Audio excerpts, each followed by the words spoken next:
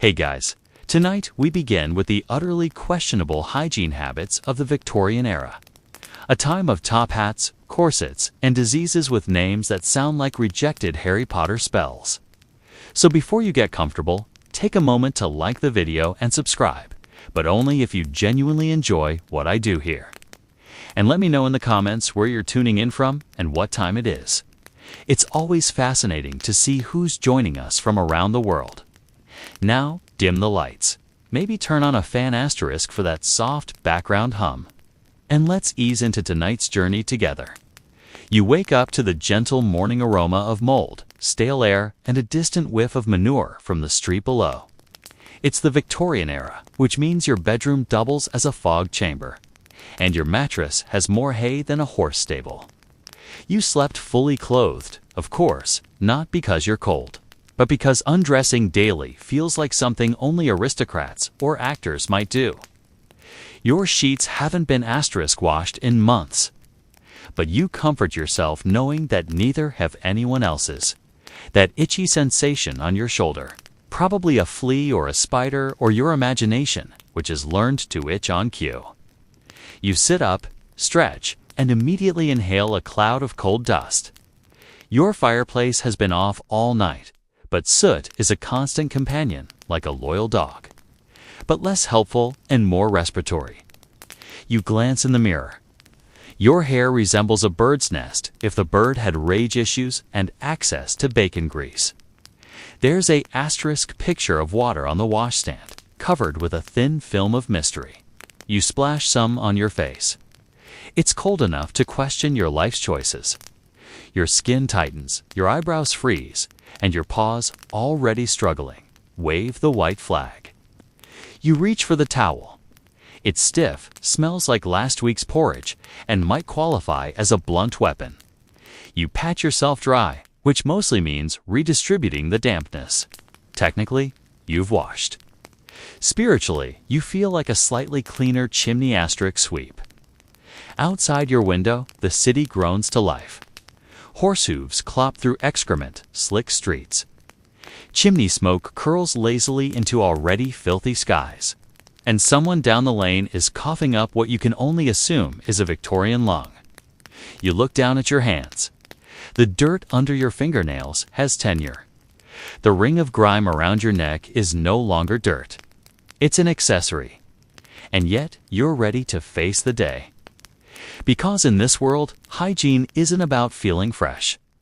It's about asterisks surviving until the next outbreak of cholera and doing it with just enough soap to fool polite society. Welcome to the morning routine. You've never felt more Victorian. Bathing in theory is a noble pursuit. In Victorian reality, it's suspicious at best and dangerous at worst. Your doctor insists that overwashing weakens the soul. Your aunt whispers that water opens the pores to demons. You nod politely while silently deciding to go half courageous today. The infamous sponge bath. You stand before your wash basin like an asterisk soldier facing a jewel. The sponge, stiff, tired, and vaguely bread-like, floats in a bowl of slightly cloudy water. You didn't boil it because firewood is for soup, not luxury. The water smells faintly of iron dust, and possibly something that once lived in the well. Perfect. You strip down just enough to retain plausible deniability. Should anyone burst into the room, you can still claim innocence.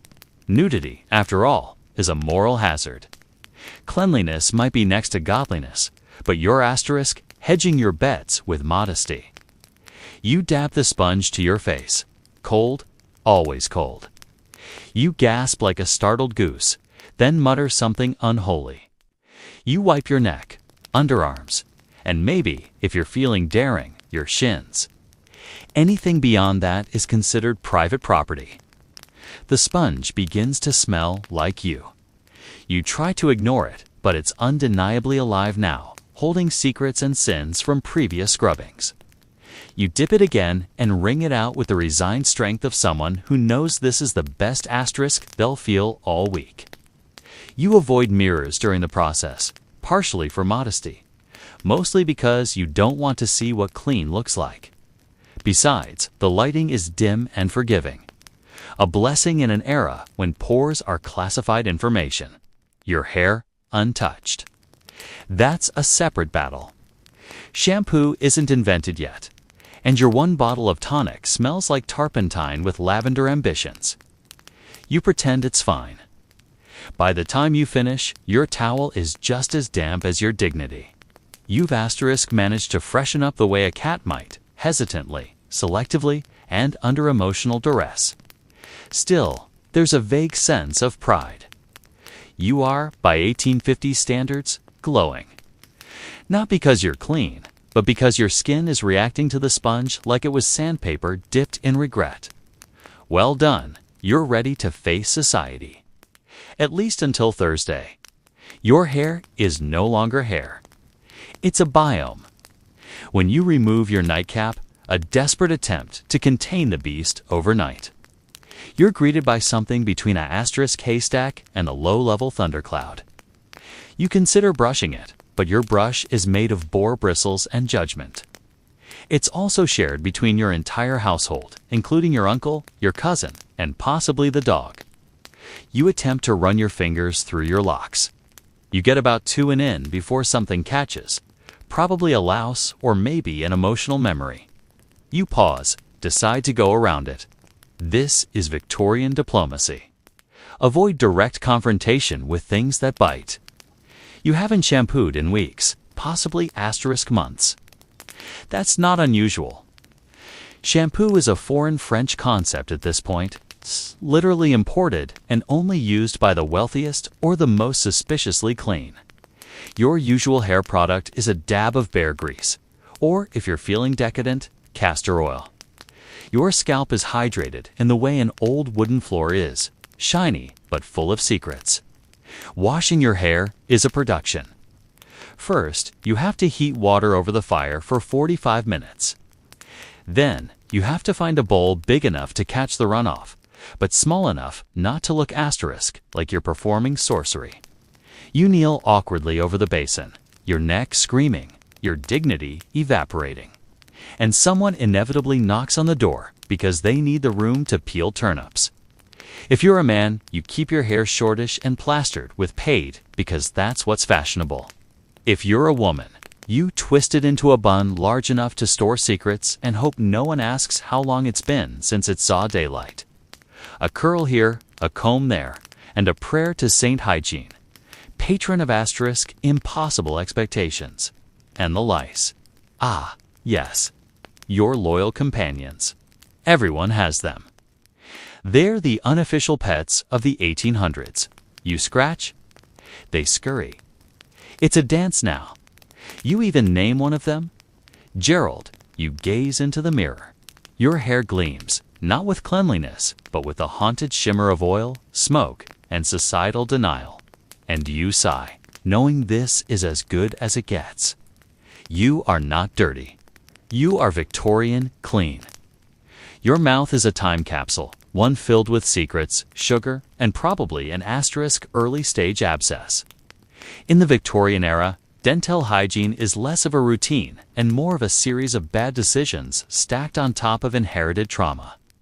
You begin your day with what could generously be called a toothbrush, though it more closely resembles a tiny broom or a hedgehog on a stick. Its bristles are made from pig hair stiffened with age and judgment. You dip it into a powder, a fine blend of chalk, charcoal, and whatever's left in your spice cabinet. Mint? Not quite. More like graveyard cinnamon. You scrub at your teeth cautiously, as if they might file a complaint because they could. Some of them are loose. One has already given up and chipped itself last week on a questionable potato. There is no floss, of course. If something's stuck between your teeth, you do what any self-respecting Victorian does. Ignore it until it fossilizes, or you tongue it into submission. If it starts to hurt, you goggle with salt water or gin, depending on how much you value your sobriety that day. Should the pain become unbearable, say you're starting to see sounds, you consider visiting a dentist. But Victorian dentistry is a special flavor of horror. There are no numbing agents, no sterile rooms. Just a stout man with forearms like tree trunks and a set of pliers that may or may not have last been used on horses. Extractions are done with speed, muscle, and prayer. Fillings rare and rudimentary. Braces, you're hilarious. Toothpaste, not commercially available until decades later. Whitening strips, asterisk, yes, in the sense that eating chalk technically lightens the teeth. You've learned to smile with restraint, not for etiquette. But to avoid revealing that one mare that looks like a haunted relic from a medieval battlefield. Your breath, well, it smells period appropriate. And yet you persist because everyone's in the same decaying dental boat. Nobles, peasants, poets, all sharing a collective toothache and pretending it's fashionable. You rinse your mouth with more water. Spit. Something solid lands in the bowl. You asterisk. Don't ask questions, you move on. Because in the Victorian era, your teeth aren't perfect. They're just present. You know what they say when bathing is a quarterly affair. Fragrance becomes a full-time job. UI, the bottle of cologne on your dresser. It's a cloudy amber liquid, sealed with wax and labeled in an overly cursive font that might say Imperial Essence or possibly Essence of Empire. Hard to tell. You pop the stopper and recoil slightly. The scent hits like a cavalry charge. Musk, asterisk, turpentine, and a hint of regret. You pour a generous splash into your palm. The burn is immediate. Your paws scream. Your ancestors flinch in. They're graves, but you soldier on, dabbing it to your neck, wrists, chest, and because you've already committed, armpits. The bottle promises notes of bergamot and sandalwood. In practice, it smells like a spice rack fighting a small fire in a leather shop. You step into the street, confident. People take notice, mostly by coughing and discreetly opening windows. Your scent announces asterisk your presence several seconds before you actually arrive. Dogs grow uneasy. Children ask questions. Flowers seem to wilt a little faster near you. But it's better than the alternative. Without cologne, you smell like damp. Wool, boiled cabbage, cold smoke, and existential fatigue. Cologne, on the other hand, allows you to smell like someone trying. And in the Victorian era, effort counts for everything. Cleanliness is aspirational. Fragrance is a political statement. Everyone wears something. If you're asterisk rich, it's imported from France and costs more than a servant's yearly wage. If you're middle class, it's something local with a label like Gentleman's Essence No. 9, as if there were 8 earlier, less successful attempts. If you're poor, you dab yourself with vinegar and bravely call it astringent. Unfortunately, more is never less. Victorians didn't believe in subtlety. A lady might wear so much rosewater she resembles a perfumed ghost. A man might douse himself in bay rum and ignite if he asterisk stands too close to the fireplace. You don't just apply scent, you arm yourself with it. As the cologne settles, the sting fades. The world doesn't seem too offended anymore. Your scent is part of the landscape now, somewhere between the stables and the apothecary. And sure, your eyes water a little, but that's just the aroma of ambition. You finally caved. After weeks of subtle hints from your loved ones, like placing you downwind and speaking through handkerchiefs, you've decided to asterisk visit a public bath. The phrase public bath suggests civilization, clean marble, perhaps a potted plant. In reality, it's a steamy dungeon staffed by a man who looks like he eats soap for fun. You hand over your pennies, clutching your towel like a shield against the unknown. The air inside is warm, moist, suspiciously organic. You step into the main room where strangers sit in large communal tubs. No one is talking, just the sound of occasional splashes and existential dread. The water is brownish, not from asterisk design, but from shared history. You choose a corner. The water slaps against your skin like it's punishing you for past sins. It's warm, yes, but not fresh warm. more like recycled body heat and ghost memories. Warm, a man next to you hums while shaving his chest with a rusty, straight razor. You do not make eye contact. You glance at the soap on the ledge. It is communal, hairy, possibly sentient. You lather cautiously. Every move feels too intimate. You wash under your arms while pretending no one else exists. A child cannonballs into the tub and receives a quiet scolding, not for hygiene reasons, but because he disturbed the floaters. When you're done, you reach for a towel. It's not yours. Yours was stolen 5 minutes ago. The one that remains is moist and smells like boiled wool and regret. You accept your fate. You dry yourself with it slowly, like a man losing hope with each pat. Outside, the air hits your skin like rebirth. You're technically clean now, but spiritually you're different. Asterisk, you have seen things, felt things, absorbed centuries of other people's decisions. You walk home in silence, your body tingling, your dignity 3 steps behind. You consider building your own tub or giving up bathing entirely and embracing the scent of musk and melancholy like everyone else.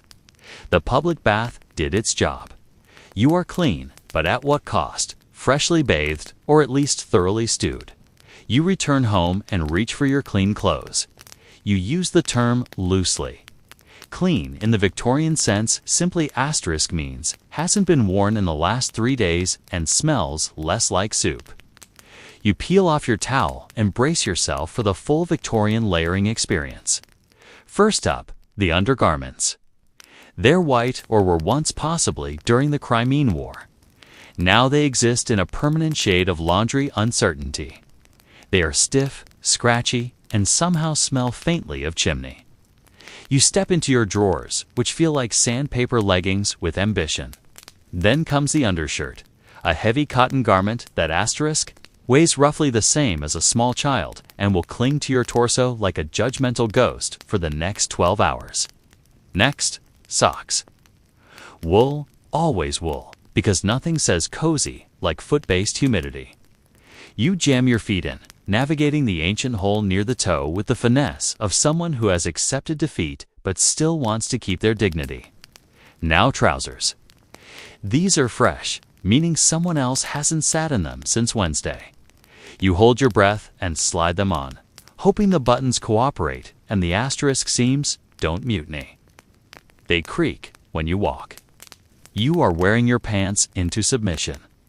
Your shirt is a starched menace. It's practically armor. The collar alone could slice bread, and the cuffs have all the flexibility of a dried cracker.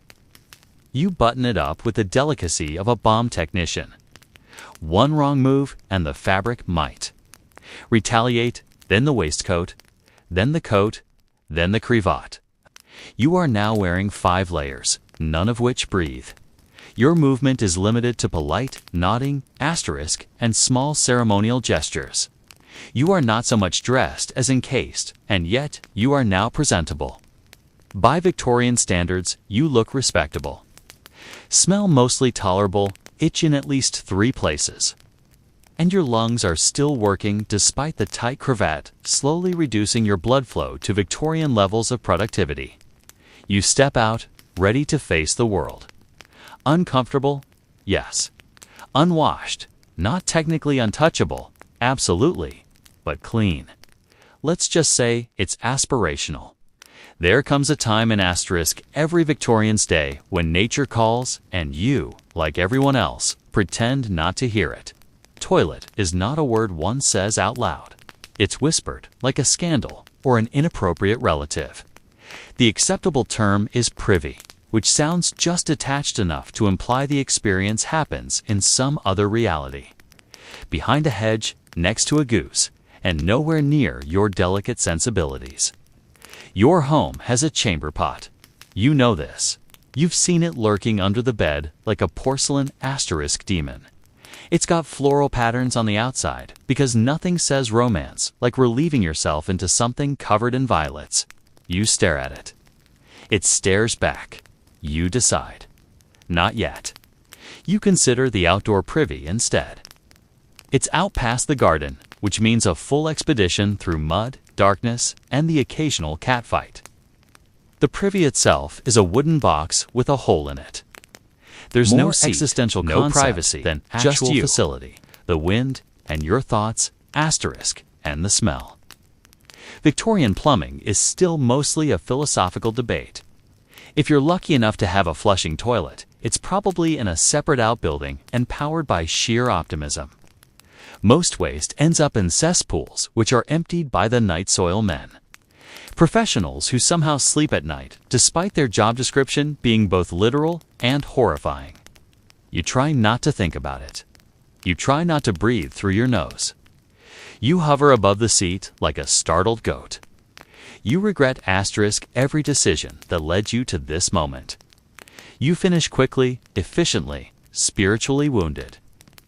Back inside, you wash your hands or at least wipe them vaguely with a damp cloth. Soap exists, but it's often saved for guests or Sunday best. Hygiene, after all, is more about presentation than practice. You tell no one what you endured. The privy is not discussed. No one asks, no one tells. It is a silent contract among all who survive it. You go back to your day. You drink less water. You clench asterisk physically and emotionally. Because in the Victorian era, bravery isn't charging into battle. It's holding it in until Tuesday. At last, the day is over. You've survived questionable soap, shared bathwater, a public privy, and underwear with the consistency of stale parchment. Now you shuffle toward the one place meant for peace. Your bed, unfortunately, your bed has other plans. From a distance, it looks inviting, a soft pile of quilts and straw-filled promises. Up close, however, it's a asterisk battlefield. The sheets haven't been washed since Queen Victoria was merely Princess Victoria. And the mattress has the structural integrity of a soggy biscuit. You lift the blanket and immediately feel the familiar dread. The itching hasn't even started, but your body remembers. You lie down. The straw pokes your spine in 13 unique spots. You shift. The bed cacks like it's filing a complaint. Then, slowly, the night parade begins. First the fleas. Bold, relentless, and slightly cocky. They operate in squads. Asterisk one distracts your ankle, while another ambushes your neck. You swat blindly like a sleep-deprived conductor, waving away an invisible orchestra. Then come the lice. The aristocrats of the insect underworld. They've set up a small but thriving community in your pillow stuffing. Occasionally, they throw a banquet and you're the main course. You try to sleep, but your body is now a buffet. Somewhere between scratching and questioning your life choices, you remember your neighbor mentioning bed asterisk bugs. You thought he was exaggerating. You were wrong. They're real. They're here, and they are organized. The solution? Burn the bed. Move to the floor. Become nocturnal. Anything but this. But of course, you do none of these things because this is the Victorian era. Everyone's bed bites. Everyone's itchy. Complaining would just make you sound dramatic. And God forbid a Victorian be dramatic. So you lie still, a noble sufferer in woolen pajamas. Tomorrow, you'll dust the sheets with asterisk chalk or vinegar or crushed mint, whatever your local apothecary recommends. Tonight, you endure. Eyes closed, skin crawling, pride intact. Sort of sleep eventually takes you, not because the bed is comfortable, but because your nervous system gives up. You dream of modern mattresses and showers and anti-itch cream. But for now, welcome to Victorian bedtime. You, the bugs, and a symphony of scratching. Ah, bath, singular, weekly, ceremonial. The event is scheduled with the solemnity of a royal coronation and the asterisk practicality of livestock management. You are not just taking a bath. You are part of a complex rotation system involving water, logistics, and questionable family intimacy. The tub is metal, oval, and cold enough to trigger philosophical questions about mortality. It sits in the middle of the kitchen like a small ship of shame. Water is hauled by hand from the stove, which has been boiling since dawn. After several pots and several minor back injuries, the tub is full, warm mostly. You do not go first. That honor belongs to Asterix's father because he works hard and is head of the household, which apparently grants first dibs on the only vaguely clean water of the week. You go somewhere around fourth. By the time it's your turn, the bathwater has reached a complex level of opacity. It resembles weak tea left in a puddle. There's a distinct film on top, like the skin of old pudding. You try not to disturb it, but it follows you like shame, only warmer. You disrobe behind a towel held up by your sibling. You hope they're not looking. They are. You step in. The water is tepid, the bottom slimy, and you instantly regret being born in the 19th century. You scrub quickly with a shared bar of soap, a gritty block that doubles as exfoliant, disinfectant, and psychological trauma. There's a hair on it. You pretend it's yours. It isn't? Then you rinse. Which means awkwardly dumping ladles of slightly cleaner water over your head and hoping gravity is feeling generous today. There is no shampoo. Your scalp is now lemon-scented despair. Afterward, you dry off with a communal towel. It is damp from everyone. It smells like sorrow. You dab, not rub, to avoid soaking up someone else's childhood. You get dressed behind the same towel. Your sibling makes faces. You try not to cry. And that's bath day. Next week, you might go third if your brother gets caught swearing again. In the meantime, you rely on cologne, denial, and praying for indoor plumbing to become trendy. You wake up sneezing, possibly from the dust, possibly from the flea bites, possibly from the air itself, which seems to be composed of equal parts coals and passive-aggressive fog. You consider seeking medical advice not because you believe it will help, but because it's either that or crawl into your straw mattress and become one with the bedbugs. Enter the Victorian doctor, a man with magnificent sideburns and exactly zero understanding of germ theory. He looks at your pale, slightly rash-covered face and nods wisely. "Ah, yes," he says. Humors, then he prescribes something vague like fresh air or less excitement, as though your body has simply chosen to misbehave out of boredom. You mention that you haven't bathed in a while. He raises an eyebrow. You don't want to overdo hygiene, he warns. Water opens the pores, which invites illness. Dirt, on the other hand, dirt is nature's barrier. He says this while stirring mercury into a tonic. You drink it? You're not sure why? Next, he suggests a bloodletting. It's not because you're bleeding. It's because you're not. Apparently, balance must be restored through leeches or a knife, depending on how festive he's feeling that day. You politely decline. He frowns and recommends opium instead. It's not all bad. He offers you a small bottle of laudanum and tells you to take as much as feels right. You'll either feel nothing or everything. Either way, you'll stop complaining about your cough. You ask about soap. He chuckles like you just proposed witchcraft. Overcleanliness, he explains, weakens the Constitution. He pats you on the shoulder, leaving a small suit print. A little grime toughens the spirit. You leave the office to pound poorer and 6-0 more confused. Back home, you stare at your filthy hands. You want to wash them. You also don't want to be labeled as hysterical or French. So instead, you sit by the fire and sip your opium tonic, which tastes like despair and raisins. Your nose is still running, but now you don't care, because in Victorian Britain, the cure was often worse than the disease.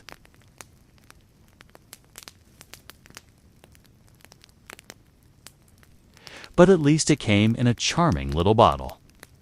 You awaken, peel the blanket from your face, and are immediately greeted by that familiar, unspoken truth. You are still wearing the same undergarments you had on last Sunday. In Victorian England, this isn't a personal failure. It's standard protocol. Underwear, or as your governess politely calls it, unmentionables, are not washed with the frequency of, say, gilt or curtains. Changing them weekly is considered proactive. Twice a week, suspiciously French. You own exactly 3 sets. One is currently being boiled in lye water. The second is drying stiffly on the line like a surrendered ghost. And the third, oh yes, you're wearing that one now. It's made of wool, not soft wool, not the good kind. No, this is the itchy commute menthivi wool, designed to outlast empires and permanently etch itself into your thighs. Your shirt is buttoned up to the neck. Your drawers tied around the waist with a cord that's either too loose or actively cutting off circulation. Elastic hasn't been invented yet, and comfort is still considered morally questionable. By midweek, your underthings begin to take on a distinct scent. Not you, exactly. More like wet candle meets cellar. With a whisper of despair, you briefly consider a change, but are reminded that laundry requires soap, water, time, and a servant willing to wrestle your linens like a biblical plague. Instead, you freshen up by sprinkling talcum powder in strategic regions and pretending that counts as progress. Ladies fare no better. Corsets are rarely removed. Chemise is rarely washed, and bloomers are ceremonial at best. The layers trap heat secrets and a thriving ecosystem of their own. You go about your day slightly itchy, vaguely damp, and deeply aware of your Victorian reality. You shift from foot to foot like a guilty schoolchild. You pray for a breeze and curse buttons. Eventually, Sunday comes again, laundry day, and you rejoice. You shed your woolen burden, toss it into the basin, and watch as the water turns the color of weak tea and Victorian guilt. And as you hang your fresh pair on the line, you whisper a silent vow. Next week, you might change them early, but you won't. You thought you were safe. You don't drink from the Thames. You wash occasionally with purpose. You even avoid stepping in puddles that look like they might fight back. And yet here you are, coughing like a Dickens character, shivering under 3 blankets and wondering how it all went wrong. Let's go back. It began innocently enough with a stroll past an open sewer. In Victorian London, drains are not beneath the city so much as woven through it like a malevolent ribbon. Wastewater, human runoff, and whatever died upstream all leisurely swirled together in what the authorities generously call effluent. You call it death soup. Now, you don't have a modern sink. You have a basin and a bucket system, which by design delivers its contents back to the ecosystem in the least hygienic way imaginable. Indoor plumbing is still a risky fantasy, like unicorns or honest politicians. Your street smells faintly like boiled feet and moldy toast. This is normal. But one hot summer afternoon, the smell becomes bold, assertive, like the drain is staging a revolution. You ask a neighbor about it? He shrugs and says, "Ah, the miasma's back." Then he returns to eating bread with his bare hands. By nightfall, the fever starts. You blame your weak constitution. The doctor blames your humors. The sewer, of course, blames nothing. It simply continues to belcher into the air like it's doing God's work. You lie in bed sweating through your 3rd set of clean sheets this week while someone boils cabbage downstairs, presumably as an act of psychological warfare. Eventually, you're informed you've got Victorian stomach, which is less of a diagnosis and more of an accusation. Remedies include chalk, laudanum, and thinking happy thoughts. Public health doesn't yet exist. The concept of disinfecting anything, hands, water, drains, is still controversial. Some believe cleanliness is too clean. Others argue that God personally curates who gets dysentery. You survive, barely. But every time you hear a suspicious gurgle near the gutter, you shudder. Because in Victorian Britain, the sewage doesn't just flow through the streets, it flows through you. You need a trim, and not just a spiritual one. Your hair has begun to take on a life of its own. Part scarecrow, part unpaid chimney sweep. And so you do what any respectable Victorian citizen would do. Asterisk, you go to the local barber, which is also the local dentist, and possibly the town's only bloodletter. Amateur surgeon and casual leech wrangler. You enter the shop and are immediately hit with a smell that can only be described as warm iron and old disappointment. There are no sinks, no sprays, no polite small talk about holidays, just one chair, a basin full of something suspicious, and tools that look like they've recently been used to remove a limb. Because they have. You sit. The barber, wearing an apron stained with asterisk both history and secrets, greets you with a nod. Not a warm nod, more of a "this won't take long unless something goes wrong" kind of nod. He sharpens his blade. Not a metaphor, a literal blade. Before cutting your hair, he offers to yank a mare just in case it's been acting up. You politely decline. He shrugs as if you're the one being reckless. The haircut begins. No scissors, just a straight razor and firm Victorian confidence. There's no mirror. You'll only discover the results when someone asterisk either faints or salutes you out of respect. Your ears are narrowly missed twice. He wipes the blade on his sleeve, and you try not to think about how many other heads or mouths it's seen today. Halfway through, a man stumbles in, clutching his jaw. Toothache, the barber turns to address him, gesturing toward the same chair you're still sitting in. You make eye contact with a set of pliers and realize you may not survive this haircut with all your teeth intact. Eventually, it's over. Your hair's asterisk shorter, uneven, slightly resentful, but at least you're not bleeding from anywhere new. You hand over a few coins and step out, windswept and mildly traumatized as the next patient takes your still warm seat. And as the barber lights a pipe using a rag soaked in gin, you wonder, was the haircut free? Or was the tetanus complimentary? It's the end of a long day filled with soot, horse manure, and mysterious street puddles that hiss when disturbed. You remove your boots with a crowbar and asterisk gaze longingly at the basin. You know what must come next. Soap. Well, soap. Victorian soap is not so much a cleansing product as a threat with a pleasant smell. It's made of lye and animal fat mixed by someone's aunt who claims to have a gift. It's hard, yellowish, and crumbles like guilt. There are no scents, only chemical aftershocks.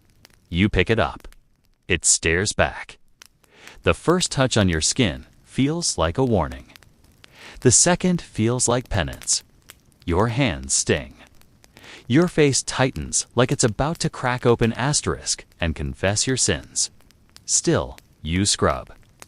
You once heard of a man in Bath who used too much and lost feeling in his chin for a week. They called him Smooth Eddie. No one's seen him since. Soap this century is not for pampering. It's a battlefield between grime and epidermis, and neither comes out whole. You try not to get it near any sensitive areas. You made that mistake last month and saw God briefly. As the pain sears gently across your knuckles, you stare out the window and dare to imagine. What if there was soap asterisk that didn't make you feel like you were being judged by the sun? You picture a world where soap lathers with joy, not fear, where it smells like flowers and not boiled regret. A place where your skin doesn't scream in Morse code for mercy after each wash. You blink. The fantasy fades. You're back in your basin, scrubbing your armpits with what might be caustic lime, or possibly just a hardened wart.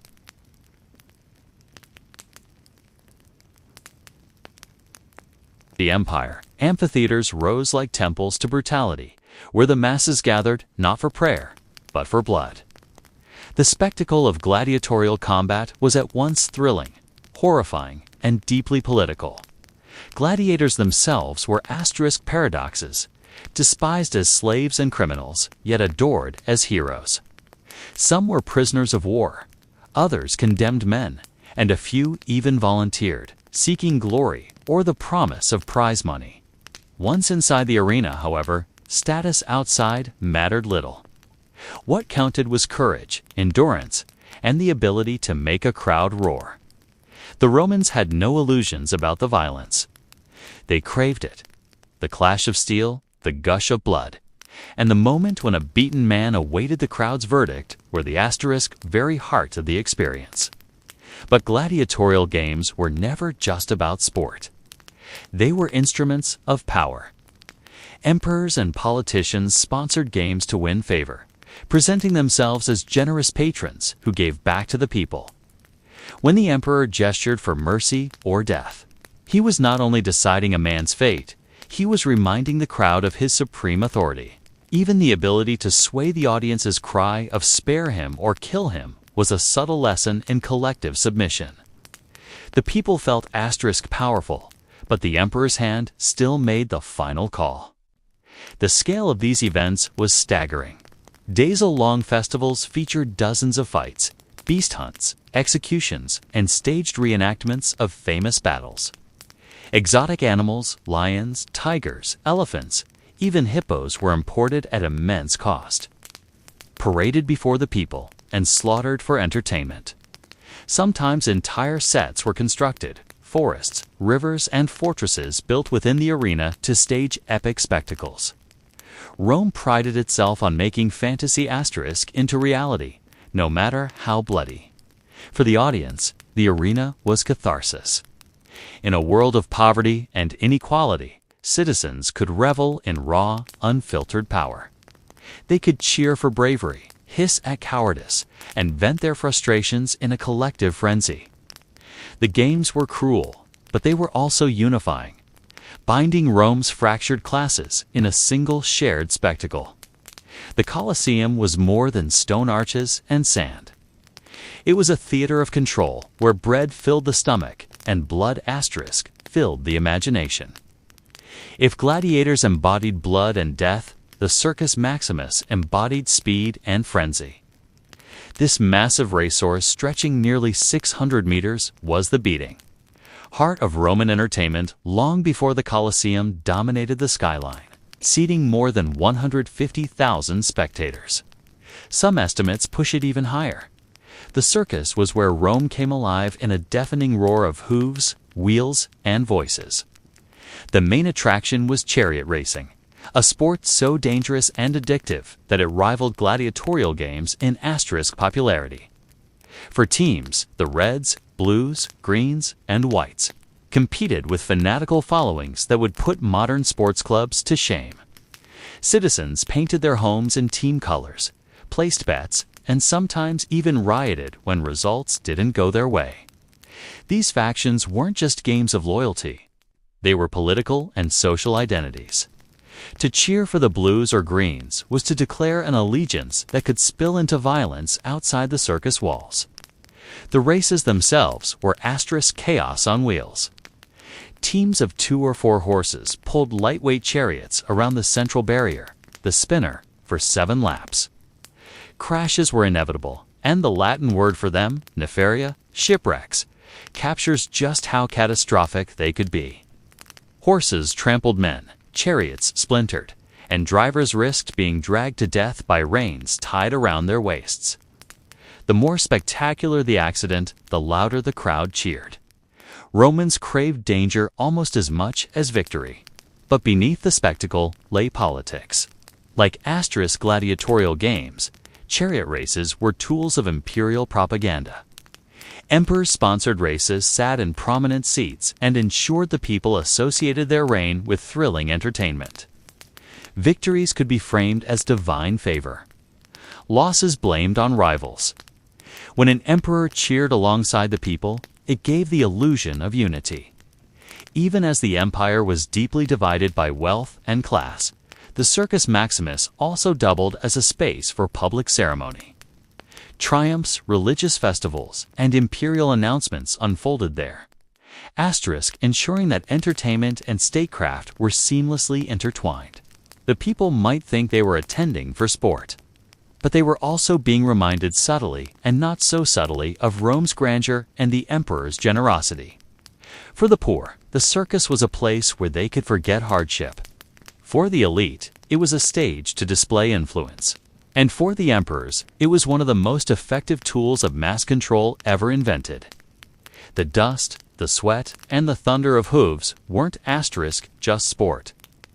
They were politics in motion. If daily bread and the occasional circus kept the Roman people content, then festivals turned contentment into euphoria. Rome's calendar was overflowing with public holidays. So many, in fact, that nearly half the year was marked by some form of religious or civic celebration. Far from being solemn affairs, these festivals blended ritual with revelry, creating a continuous rhythm of distraction for the masses.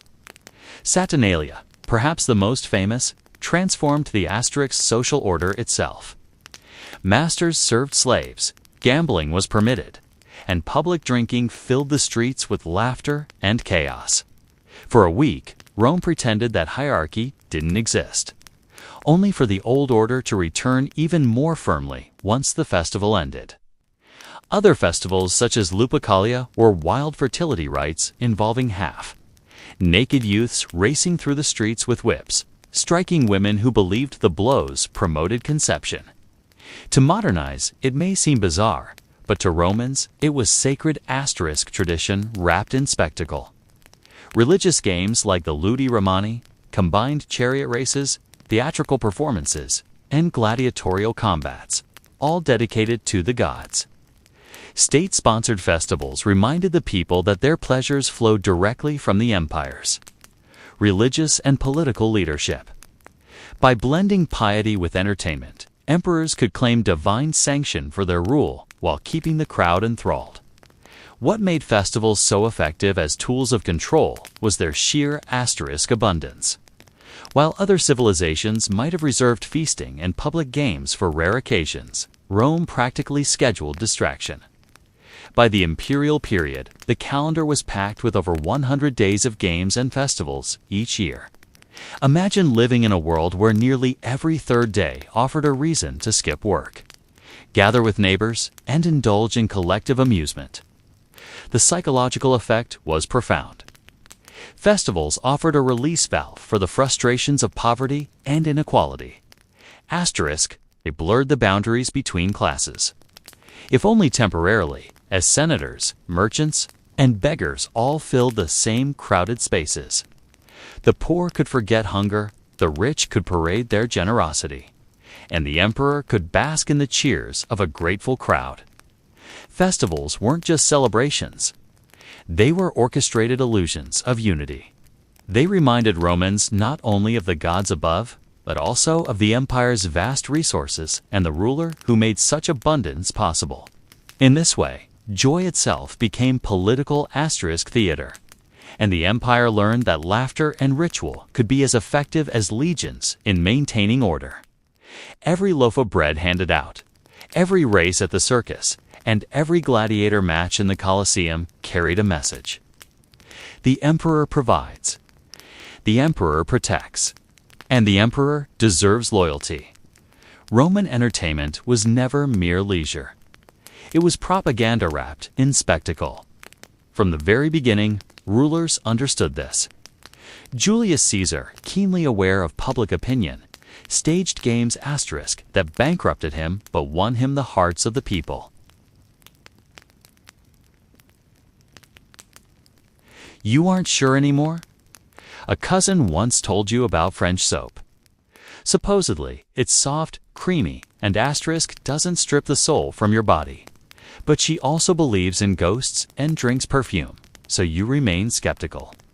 Still, you dream not of wealth, not of fame, but of soap that doesn't double as a medieval punishment device.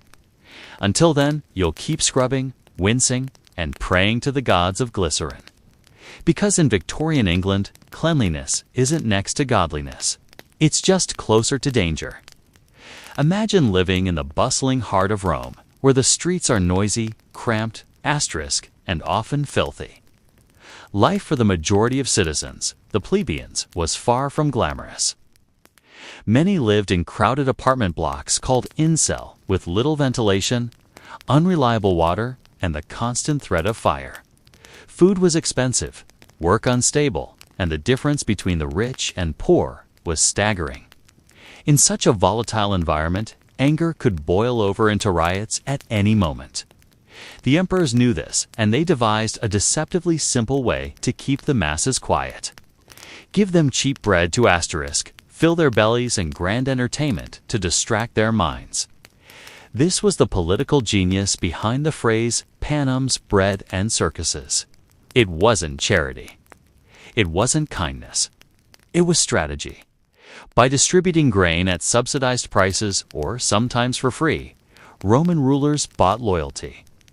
Hunger was the quickest path to rebellion, but a full stomach made for a quieter crowd. Yet feeding the population alone was not enough. Rome needed spectacle. The emperors turned the city itself into a theater asterisk where politics played out not only in the Senate, but in arenas, amphitheaters, and circuses. The Colosseum, with its blood-soaked sands, became the beating heart of this system. Here, gladiators fought to the death. Exotic animals clashed, and naval battles were staged in artificially flooded basins. The Circus Maximus, seating more than 150,000, roared with the thunder of chariot races, where fortunes could be won or lost in a single lap. These public entertainments weren't random amusements. They were carefully orchestrated tools of control designed to captivate the masses and bind them emotionally to the emperor who gifted such experiences. Think of it as a psychological contract. The emperor provides food and spectacle, and in return, the people grant him loyalty, or at least silence. Bread and circuses dulled the edge of dissatisfaction. Citizens distracted by games and feasts were less likely to question corruption. Wars or heavy taxation. For the ruling class, this formula was far cheaper than crushing uprisings or constantly bribing the army. In this way, Rome pioneered an early form of mass entertainment politics, keeping its vast, restless population under control, not through constant fear, but through calculated indulgence. It was a bargain everyone understood. Eat, cheer, and forget your troubles. If bread was half the Roman promise, then the grain dole, the annona, was the machinery that made it possible. Rome was a city of more than 1 million people at its height. And unlike today's cities, it did not produce enough food to sustain itself. Grain had to be imported in staggering amounts from the provinces. First Sicily and Sardinia, later North Africa and Egypt, which became the empire's breadbasket. Without those shipments, Rome starved. With them, emperors kept the people firmly in their grasp. Every month, tens of thousands of eligible citizens lined up to receive their share of subsidized or free grain. This system was no act of generosity. It was survival politics. Julius Caesar had once tried to reduce the number of beneficiaries to cut costs, only to face backlash so fierce he abandoned the effort. Later, emperors learned the lesson. Tampering with the grain dole was political suicide. Better to bear the expense than risk riots in the forum. The logistics alone were a marvel. Fleets of massive grain ships sailed the Mediterranean, timed with the sailing season to avoid winter storms. Harbors like Ostia bustled with activity. Warehouses overflowed with sacks of wheat. And an entire bureaucracy tracked quotas, deliveries, and distributions.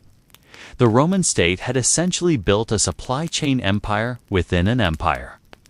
Failure at any point, shipwreck, piracy, poor harvest could spark unrest.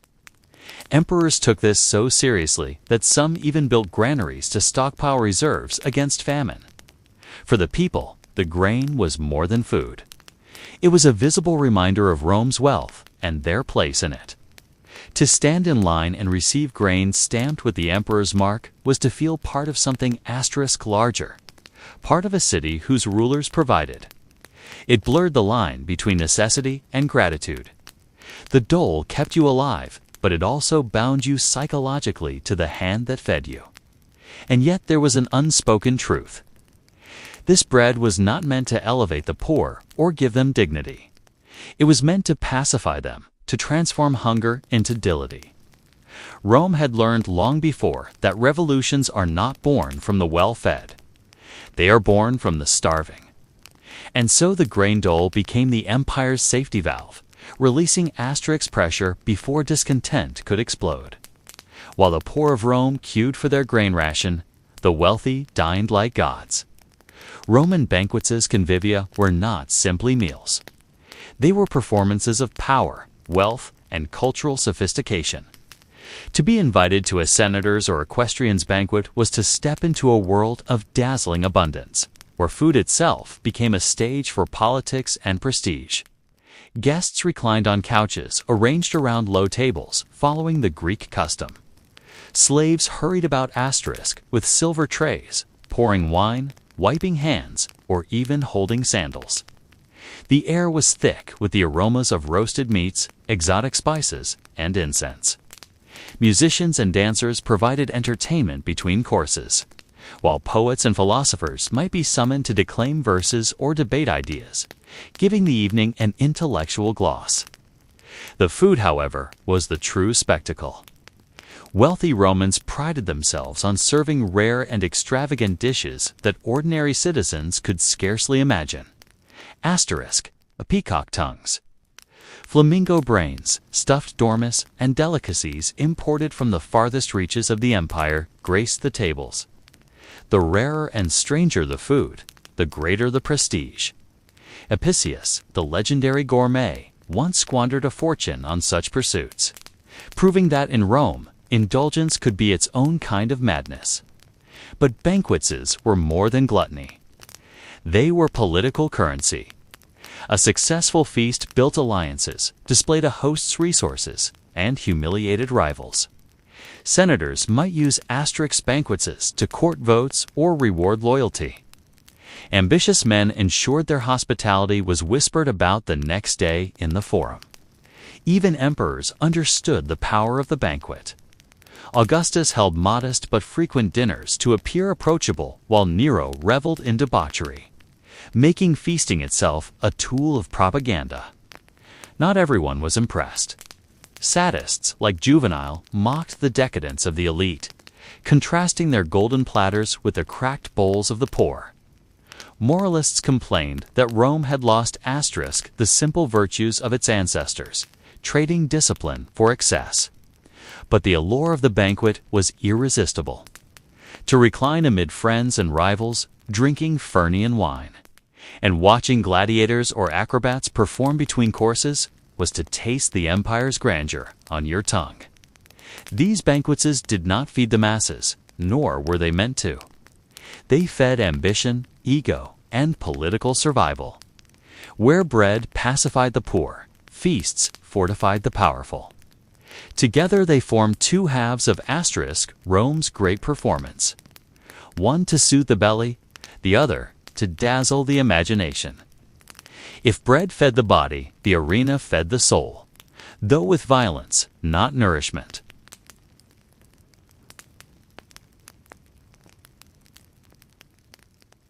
Later, emperors followed suit, escalating the grandeur until games became near mandatory performances of power. Augustus used festivals to emphasize Rome's moral renewal under his leadership, while Nero reveled in excess to project divine favor and personal charisma. Even emperors who ruled with iron fists relied on the soft power of spectacle to legitimize their reign. The venues themselves were propaganda carved in stone. The Colosseum wasn't simply an asterisk amphitheater. It was a monument to imperial generosity built by Vespasian and Titus to show that the Flavian dynasty cared for the people. Its very existence reminded Rome that emperors could command resources, labor, and imagination on a colossal scale. Every time citizens filed through its arches, they walked into a living symbol of imperial authority. Inside, propaganda was woven into the games. Exotic animals from conquered lands paraded before the crowd, proof of Rome's global reach. Staged battles reenacted Rome's asterisk victories, ensuring that even illiterate peasants absorbed the message of imperial dominance. The emperor's presence was the climax.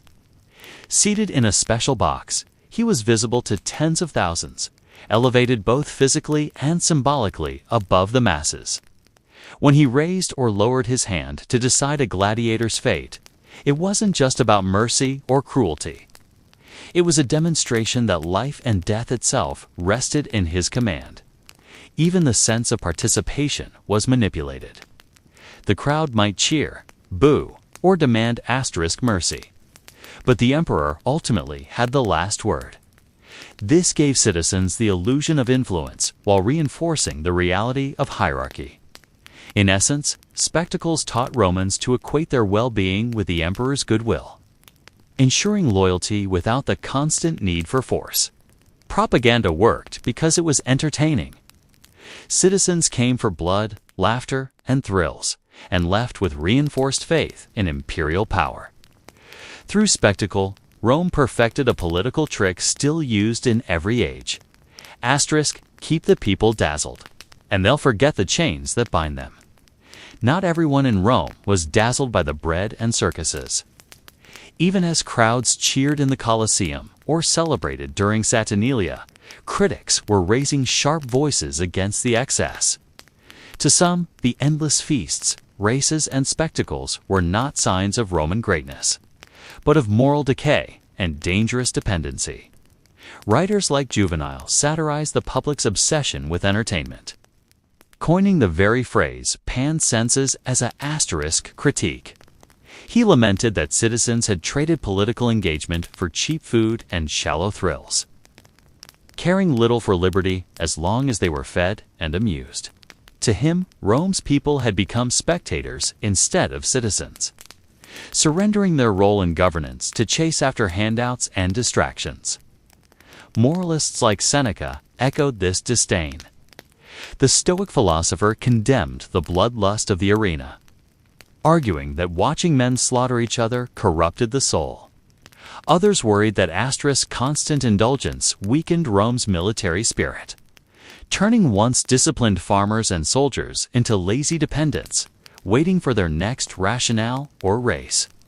To these critics, the empire's strength was rotting from within, sacrificed to pleasure. Beyond morality, there were the financial costs. Hosting lavish games and maintaining grain supplies drained imperial coffers. Emperors like Trajan or Marcus Aurelius spent fortunes to stage festivals that lasted months. The importation of exotic asterisk animals, the construction of temporary sets, and the feeding of massive crowds all came at staggering expense. Grain shipments from Egypt and North Africa required fleets of ships, armies of administrators, and constant protection from pirates. One bad harvest or disrupted supply line could send Rome into crisis. Some emperors used the costs as political leverage. They reminded citizens that the state's generosity was not infinite, framing bread and circuses as gifts of imperial grace rather than rights. But once the asterisk expectation was set, it became impossible to undo. Attempts to reduce the dole or scale back games risked riots. In a way, emperors were as trapped as the people, bound to a system that kept peace only as long as the bread flowed and the spectacles dazzled. For the critics, this was the tragedy. A mighty empire enslaved by its own formula. Bread and circuses could pacify, but they could not inspire greatness. To them, it was proof that Rome's glory was being bought cheaply and at a cost that would one day prove asterisk ruinous. The Roman formula of panmacens did not vanish with the empire. Its echoes ripple through history, shaping how rulers, governments, and even corporations manage public opinion. The idea is deceptively simple. When people are fed and entertained, they are less likely to question authority. Rome may have pioneered it, but the logic has proved timeless. After the fall of Rome, kings and princes across Europe sponsored jousts, festivals, and public feasts to curry favor with their subjects. Bread may have given way to asterisk ale and roasted oxen, but the principle remained the same. Lavish display as a substitute for deeper reform. In modern times, state spectacles, national parades, sports tournaments. Fireworks shows continue the tradition of uniting populations under banners of distraction. Stadiums filled with roaring fans are not so different from the Circus Maximus. Their passions channeled into safe, predictable outlets. The phrase bread and circuses has become shorthand for superficial appeasement. Politicians promise tax breaks, subsidies, or entertainment projects to keep voters satisfied, often sidestepping the harder questions of justice, inequality, or reform. Mass media, films, streaming services, and global sporting events extend the Roman tactic into the digital age, offering endless spectacle to occupy attention. While no modern leader would openly admit it, the strategy of distraction remains as potent as it was under Augustus or Trajan. But Rome's story also serves as a warning. Bread and circuses kept peace, but they did not prevent decline. The empire's people grew accustomed to handouts and constant amusement, while corruption hollowed out political institutions and economic strain mounted. Critics then, as now, argued that a society focused only on consumption and entertainment risks, losing the very virtues that sustain it: discipline, civic responsibility, and resilience. The legacy of Panier's senses is thus double-edged. On one side, it demonstrates the extraordinary power of mass entertainment to unify, distract, and pacify. On the other, it reminds us that distraction can be a dangerous substitute for genuine stability. Rome's rulers bought time with bread and games, but not eternity. Their empire eventually crumbled, leaving behind the lesson that spectacle can maintain control, but it cannot build lasting strength. When we watch a stadium roar, a screen flicker, or a government handout promises, we are not so far from the crowds of the Colosseum. Rome may be gone, but its formula for control still lives on, quietly shaping the world around us. In ancient Rome, dining was never just about eating. It was a carefully staged performance. For the wealthy elite, meals became opportunities to flaunt power, display cultural refinement, and outshine rivals. To be invited to a banquet or convivium was to step into a world where food transformed into spectacle, and where the act of eating became a public statement about one's place in society. Guests did not sit on simple chairs but reclined on couches arranged around low tables, following a Greek custom that Rome made its own. Slaves bustled about with polished trays, carrying delicacies or pouring wine, while others stood ready to wash hands or refill cups. Musicians plucked strings, dancers twirled, and poets recited verses, ensuring that the evening touched all the senses, not just the appetite. The room itself often glittered with marble floors, mosaics, and walls painted in rich colors. Visual proof that the host could afford both luxury and artistry. But it was the food that stole the show. Roman hosts competed to surprise and dazzle, offering dishes that were not only rich in flavor, but eccentric in concept. To serve something ordinary would have been almost insulting. To serve something rare, foreign, or bizarre, on the other hand, was to command awe. Flamingo tongues, dorm stuffed with herbs, or jellyfish seasoned with vinegar were not chosen for their nutrition. They were trophies, culinary proofs of wealth and reach. The rarer the dish, the greater the prestige of the host who served it. Banquets were not merely social events. They were tools of politics. Senators courted allies by hosting feasts that left guests speechless, while ambitious men used eccentric dishes to make their names remembered. An emperor's table became a stage where generosity was displayed for propaganda. Augustus famously kept his meals simple to emphasize his image of modest virtue, while Caligula and Nero veered into excess, serving food so lavish and strange that it shocked even the jaded Roman elite. For those lucky enough to attend, a Roman feast was an overwhelming experience. The scent of spices carried from distant provinces, the strange texture of unfamiliar meats, the sight of animals most had never seen alive. It was both a meal and a message that Rome's wealth was limitless, its empire boundless, and its elite powerful enough to command even the rarest flavors of the known world. Among the strangest luxuries to grace Roman banquet tables were the tongues of flamingos. To modern diners, the idea sounds almost absurd, but in Rome, rarity was the point. Flamingos were exotic, difficult to hunt, and their tongues offered only a small bite of meat. That scarcity made them the perfect dish for aristocrats eager to prove that no expense or eccentricity was beyond their reach. To serve flamingo tongue stew or roasted fillets was not about flavor. It was about prestige. Guests would gasp at the sight, whisper about the cost, and remember the host's name long afterward. Writers like Apicius, whose cookbook survives as one asterisk of the great culinary texts of antiquity, included recipes involving flamingos, often seasoned with sharp sources of vinegar, honey, and spices.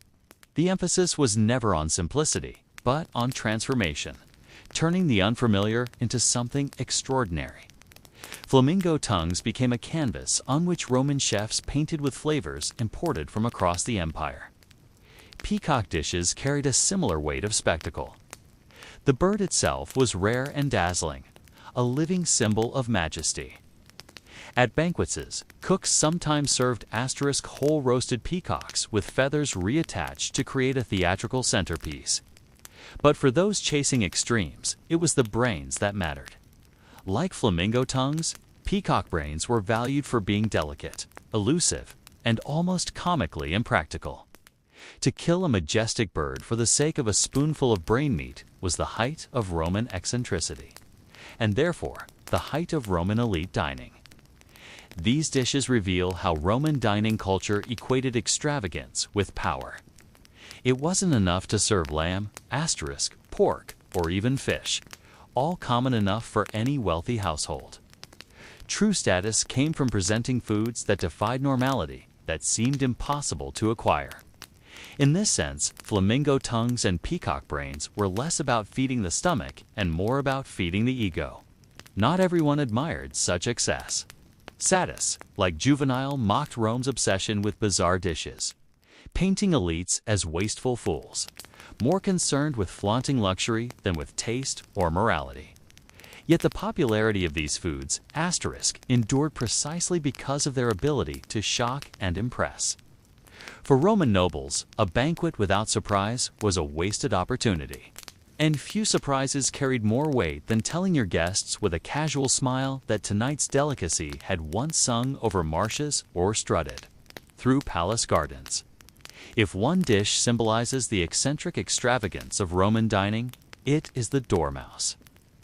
These small squirrel-like rodents, common across the Mediterranean, were transformed into culinary curiosities by the Roman elite. To the poor, they were vermin. To the wealthy, they were delicacies, fattened, stuffed, roasted, or glazed until they resembled bite-sized luxury. Their presence on the banquet table was proof that a host belonged to the highest circles of Roman society. Dormice were not simply hunted. They were farmed with methodical precision. The Romans devised special terracotta jars called glaria, complete with air holes and small edges. Inside, dormice were provided with nuts, acorns, and chestnuts until they grew plump. Once suitably fattened, they were ready for the kitchen. The very existence of glaria shows how normalized this practice was among the elite. Breeding rodents for feasting was not eccentricity but a status tradition. The recipes were as varied as they were indulgent. Some dormice were stuffed with minced pork, pepper, and herbs before being roasted. Others were coated in honey and sprinkled with poppy seeds, transforming them into sticky, sweet morsels. The Roman culinary authority, included dormice in his cookbook *, without irony, placing them alongside peacock and flamingo as accepted banquet fare. For Roman palates accustomed to bold flavors, the dormouse was a canvas for culinary creativity. But beyond taste, dormice carried symbolism. They represented the empire's mastery over nature. Tiny creatures transformed from pests into prizes. They also embodied the Roman love of novelty. A banquet was judged not just by its abundance, but by its ability to surprise and delight. Dormice offered both. Guests could marvel at the absurdity of eating rodents while savoring the skill with which they were prepared. Critics, of course, had their say. Moralists complained that Rome had descended from simple meals of bread and olives to indulging in rodents dipped in honey. Sadists mocked nobles who boasted of dishes that ordinary farmers would recoil from, yet the practice continued for centuries, showing just how deeply novelty and spectacle were woven into Roman dining culture. For the guests reclining on couches, each sticky, honey-soaked dormouse was more than a bite of food. It was proof of belonging, a taste of extravagance, and a reminder that in Rome, even the smallest creatures could be transformed into symbols of immense power and wealth. The Romans had a fearless curiosity when it came to the sea. Beyond the familiar catches of fish and shellfish, they experimented with creatures most cultures ignored, turning the strange and slimy into culinary showpieces.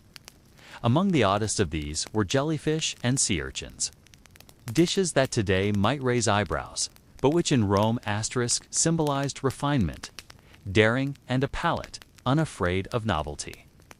Jellyfish, with their gelatinous, translucent bodies, were hardly obvious food. Yet Roman cooks transformed them into delicacies by boiling the flesh and dressing it with pungent sauces made of vinegar, oil, pepper, and lovage. The famous culinary writer, includes recipes for preparing jellyfish, suggesting they were not one-off experiments, but accepted items at elite tables. The texture was unlike anything else, slippery and unusual, which made it perfect for a host eager to surprise his guests with something exotic. To eat jellyfish was not about savoring flavor. It was about proving you were bold enough to taste the bizarre. Sea urchins, by contrast, had the allure of rarity. Harvested from rocky coasts, their spiny shells concealed a rich, briny roe that Roman diners considered a delicacy. The urchins were often cracked open raw and dressed with garum, Rome's ubiquitous fermented fish sauce. The salty, oceanic taste was unlike the bland grains and vegetables that filled most diets. For the wealthy, offering sea urchins was a way to showcase connections to coastal provinces and the ability to transport fragile goods inland to Rome's feasting halls. Other marine oddities joined the Roman menu: cuttlefish, moe eels, and even small crustaceans seasoned with imported spices. Each carried the same message. Rome could bend nature to its will, drawing from the depths of the Mediterranean and beyond to please its citizens. The more unexpected the dish, the greater the prestige of the host who served it. To ordinary Romans struggling on bread and porridge, the thought of eating jellyfish or sea urchins was unimaginable. These foods were symbols of exclusivity, accessible only to those with wealth and influence. To the elite, however, they were proof that Rome's reach had no limits. Even the ocean's strangest creatures could be harvested, prepared, and placed on the banquet table. For the diners reclining in candlelit tricliniums, tasting a jellyfish dressed in spice or scooping roe from a cracked urchin shell was not merely a culinary experience. It was a declaration. Rome could conquer not just land and people, but the very strangenesses of the sea itself. If strange meats and sea creatures impressed Roman diners, spices completed the performance. To season a dish with flavors from distant lands was to announce that your wealth and influence extended across continents. Pepper from India, cinnamon from Sri Lanka, frankincense from Arabia, and even salvium and herbs so prized it was harvested to extinction, poured into Rome along vast trade routes. The empire devoured them eagerly, transforming humble ingredients into luxurious banquets. Pepper was the undisputed king of Roman spices. Black peppercorns traveled thousands of miles along caravans and across the Red Sea to reach Roman ports. By the 1st century CE, Rome imported tons of it each year. Enough that Pliny, the elder, grumbled about the empire's gold draining eastward just to satisfy taste buds. To sprinkle pepper on flamingo tongues or honey-glazed dormice was to elevate the dish into a global statement. The empire could command the farthest reaches of the earth for the sake of flavor. Cinnamon, too, held an aura of mystique. Roman authors spun elaborate tales about its origins, imagining giant birds guarding the spice or it being collected from treacherous cliffs. In truth, it came from South Asia, traded through Arabian merchants who deliberately obscured its true source to maintain high prices. For Roman diners, cinnamon carried not just sweetness, but an exotic story. Every bite was a reminder of how far Rome's reach extended. Then there was sulfium, a plant native to North Africa, used as both spice and medicine. Its flavor was so beloved and its rarity so great that Roman gourmet described it as essential for the finest cooking. Over-harvested to extinction, it became a legend in itself. Proof that Rome's hunger could consume even nature's rarest treasures. When sulfium vanished, its memory lingered in Roman texts as a symbol of culinary extravagance lost forever. For the poor, spices were distant luxuries, smelled in street markets but rarely tasted. For the wealthy, they were tools of theater. A sprinkle of pepper or dash of cinnamon turned a banquet into an empire on a plate. It wasn't just about taste. It was about storytelling. Each spice carried the aroma of distant lands, the labor of countless traders, and the proof that Rome's appetite was as boundless as its conquests. In the glow of a Roman dining room, when an guest inhaled the sharp bite of pepper or the sweetness of cinnamon, they were not only savoring food, they were tasting empire itself.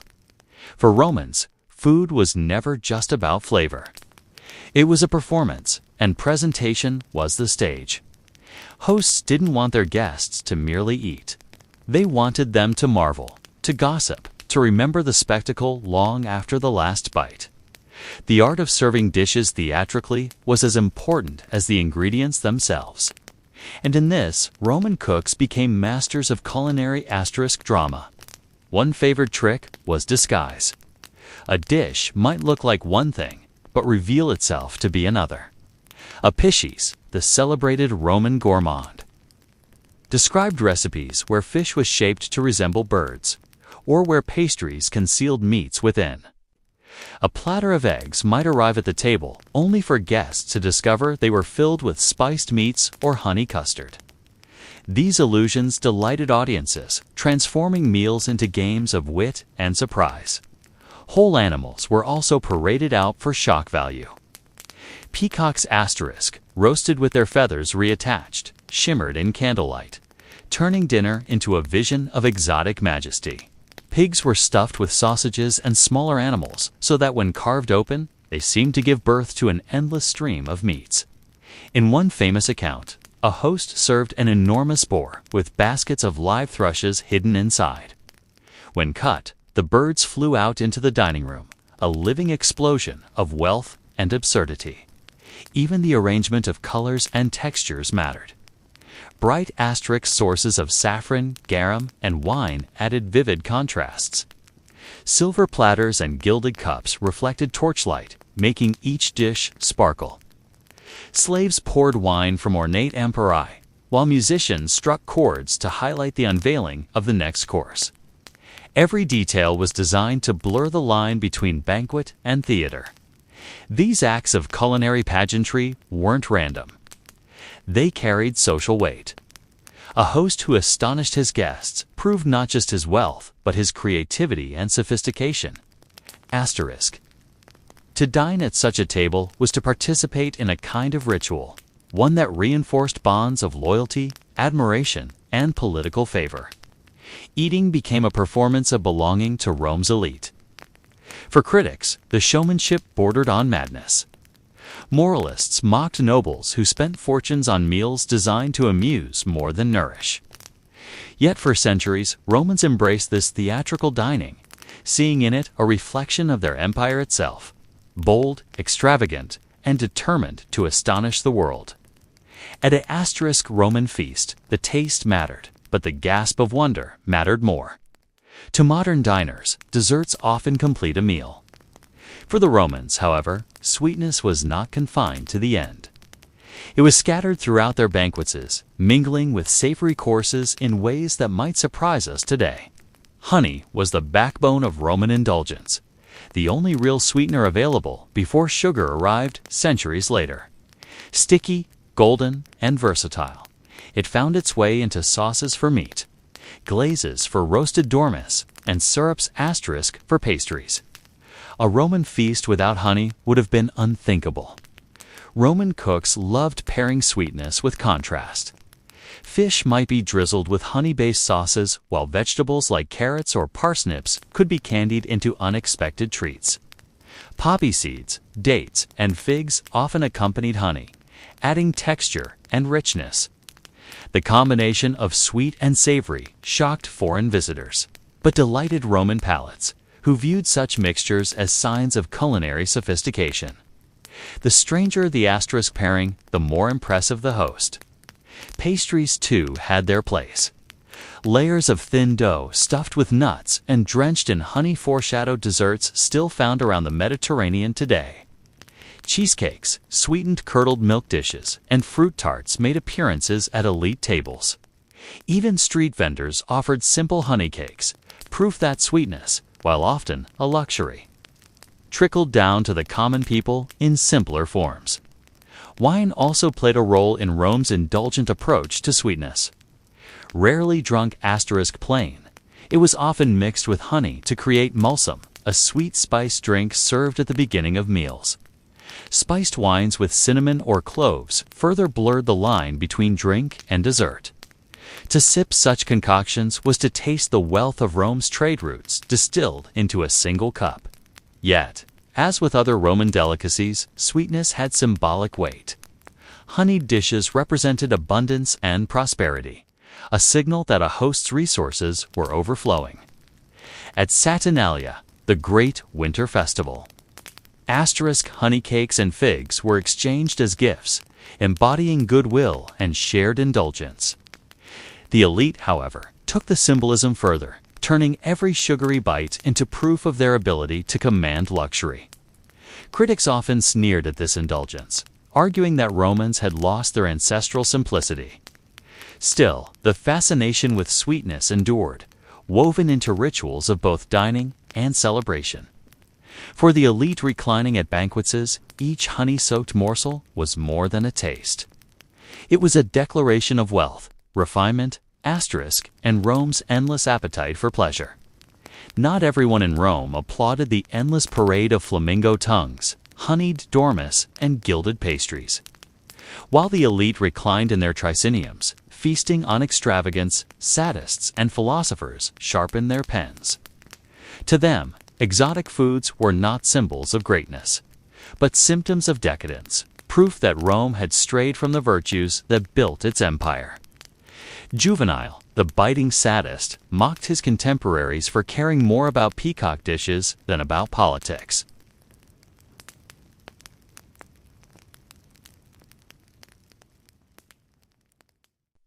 In his famous phrase, "Pan etzes bread and circuses," he lamented that the people had surrendered their civic spirit for entertainment and indulgence.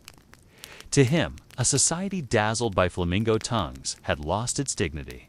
Petronius, in his Satyricon, parodied banquets where absurd dishes were presented with pomp, highlighting the emptiness of excess. For readers, his grotesque descriptions of stuffed animals and over-the-top displays rang uncomfortably close to reality. Philosophers like Seneca struck a more somber tone. Asterisk, the Stoic thinker scorned luxury dining, warning that indulgence weakened discipline and corrupted the soul. He argued that a man who required spices from India or dormice dipped in honey to enjoy. Life was not free, but enslaved to his own desires. To Seneca, true strength came from simplicity, from finding satisfaction in bread, water, and self-restraint. His critiques painted Rome's elite not as refined hosts, but as fools trapped by their appetites. Even emperors came under fire. Stories circulated of Nero ordering banquets asterisk that lasted for days, where dishes of impossible rarity were paraded before guests only to be discarded uneaten. Caligula was rumored to have fed his horse oats mixed with gold leaf, a gesture that blurred the line between satire and insanity. Such tales, whether exaggerated or true, reflected how closely the public associated food with moral judgment. To eat extravagantly was to invite criticism. For common Romans, the mockery carried an undercurrent of resentment. While the poor lined up for their grain asterisk ration, the sight of senators boasting about peacock brains or jellyfish salads reinforced the gulf between classes. Satire became a weapon, giving voice to frustration, while ridiculing those who treated food as theater rather than sustenance. Yet, despite the scorn, the feasting continued. Criticism may have pricked consciences, but spectacle was stronger than shame. In the end, Rome's obsession with exotic foods stood as both a marvel and a warning. A culture so wealthy it could turn rodents into delicacies, yet so asterisk divided it could laugh and sneer at itself in the same breath. Rome's banquets may have ended centuries ago, but the echoes of their exotic tastes linger in history, shaping how we think about food, luxury, and spectacle. The empire's obsession with rare ingredients and dramatic presentation created a blueprint for elite dining that still resonates in modern kitchens and restaurants. To eat extravagantly, to dazzle guests with the unusual. These are Roman ideas that never truly disappeared. Asterisk, consider the global spice trade. Rome's appetite for pepper, cinnamon, and sulfium set a precedent for linking cuisine with empire. Long after sulfium vanished, pepper remained a commodity so valuable that it fueled medieval trade routes and eventually voyages of exploration. The Roman hunger for flavor showed the world that food was not only sustenance, but also power, an idea that carried into later empires and into the modern notion of luxury goods. The Roman passion for presentation also survives. Asterisk. The extravagant banquets of the Renaissance, where entire castles of sugar were displayed unnoble. Tables drew inspiration from ancient Roman theatrics. Even today, fine dining thrives on surprise and spectacle. Whether it is molecular gastronomy, transforming liquids into spheres, or chefs plating dishes designed to astonish, the Roman instinct to make food into art is alive in every Michelin-starred performance of cuisine. Yet Rome's culinary legacy is not only one of extravagance, it is also a cautionary asterisk tale. Ancient critics like Seneca and Juvenal warned that indulgence eroded virtue and widened the gulf between rich and poor. Modern societies to grapple with similar questions. How much of luxury is enrichment and how much is excess? The Roman elite's obsession with status foods reminds us that cuisine can both unite and divide, delight and corrupt. Perhaps the most enduring legacy is psychological. To the Romans, food was identity. To serve dormice glazed in honey or flamingo tongues was not merely asterisk eccentric. It was a declaration of power, reach, and refinement. Today, people may not eat peacock brains, but they still post photos of rare wines, truffle pastas, or exotic sushi as status symbols. The instinct is the same, to use food as proof of belonging to a world of wealth or sophistication. In the end, Rome's exotic tastes tell us as much about human nature as about history. We hunger not only for food, but for meaning, for recognition, for the thrill of tasting something rare. Rome perfected that hunger, turning at asterisk into theater. And though the empire fell, the appetite it revealed has never gone away. Marcus Aurelius was born on April 26, 121 CE, into a noble but not overwhelmingly powerful Roman family. His father, Marcus Annus Verus, came from a respected Spanish lineage that had risen in Roman politics. But his life was cut short when Marcus was only 3 years old.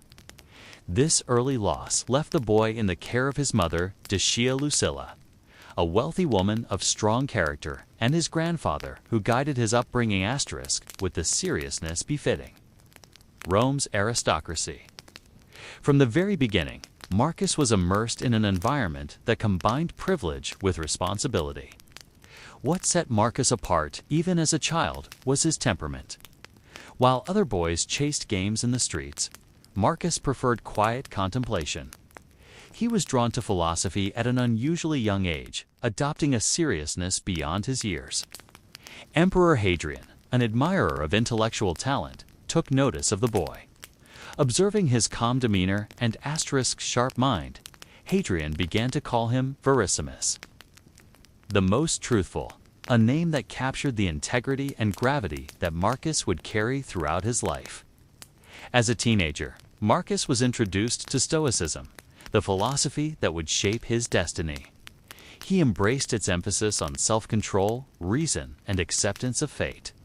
He began to practice sleeping on the floor, wearing simple cloaks, and denying himself luxuries. Even though he lived in the comfort of Rome's upper class, these early exercises in austerity prepared him for the burdens that would one day rest on his shoulders. He wasn't rehearsing for pleasure or power. He was rehearsing for duty. Hadrian's successor, Antoninus Pius, recognized Marcus's promise and adopted him as his son and heir, binding Marcus' fate to the throne of Rome. Suddenly, boy who once studied philosophy in quiet gardens was thrust into the line of succession. His childhood, though marked by privilege, had instilled in him the understanding that life was fragile, uncertain, and demanding. Every lesson he absorbed, every hardship he endured sharpened his conviction that leadership was not a prize, but a responsibility. By the time Marcus reached adulthood, his character was already formed. Disciplined, thoughtful, and grounded in philosophy.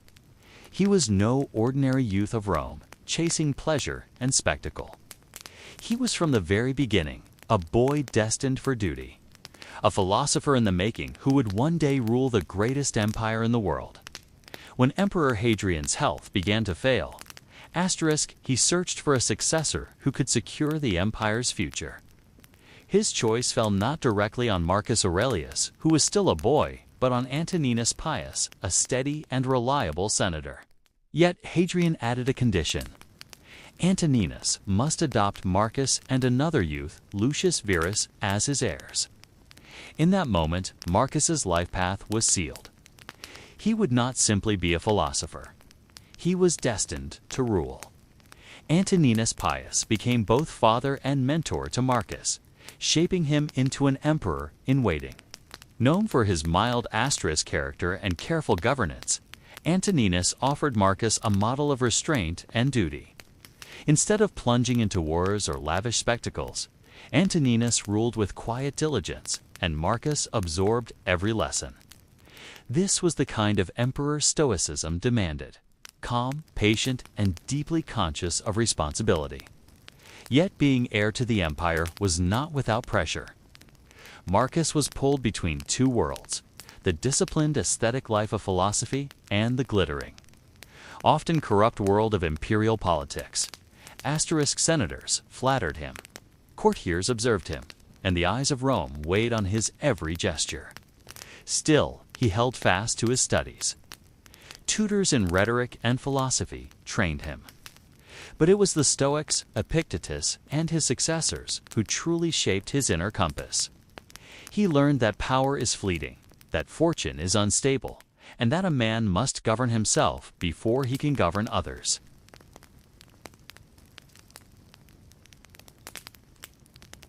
His betrothal to Fina, Antoninus's daughter, further tied him to the imperial family. Their marriage symbolized continuity, linking Marcus not only by adoption, but by blood into Rome's ruling dynasty. Together they would have many children, though the fragility of life in antiquity meant that not all would survive. For Marcus, each loss would later echo in his writings, where the Stoic call to accept fate was not abstract philosophy, but lived reality. By the time Antoninus' long reign drew to a close, Marcus was more than prepared. For decades, he had studied, observed, and practiced the principles of leadership. He had learned patience from Antoninus, philosophy from his teachers, and duty from the weight of expectation. When the day came for him to assume the purple, the boy who once slept on the floor to harden himself for Stoic discipline was ready to take the throne. Not as a seeker of glory, but as a servant of Rome, when Antoninus Pius died in 161 CE. Marcus Aurelius ascended to the throne not with pomp and arrogance, but with a heavy sense of obligation. True to the terms of Hadrian's succession plan, he ruled jointly with his adoptive brother Lucius Verres, the first time Rome had two emperors. Marcus, however, was clearly the senior partner, the philosopher king, whose mind was as much in the realm of ideas as in the affairs of state.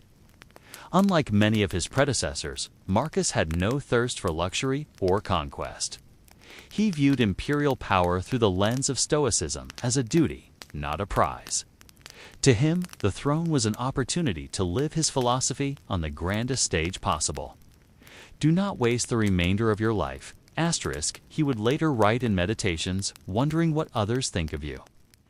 These were not words for the ivory tower. They were reflections born from the burdens of ruling the most powerful empire in the world. Marcus sought balance between governance and contemplation. He surrounded himself with capable advisors, relying on their counsel rather than indulging in absolute whim. He kept his household modest compared to imperial standards, refusing to let extravagance erode his discipline. His evenings, when duties allowed, were devoted to reading and writing, often in Greek, the language of philosophy. In his private reflections, he reminded himself to remain humble, to see beyond the flattery of courtiers, and to remember that emperors too were mortal. His partnership with Lucius Verus tested his principles. Lucius enjoyed luxuries, games, and the trappings of power that Marcus disdained. Yet Marcus bore with his co-ruler patiently, practicing the Stoic art of endurance.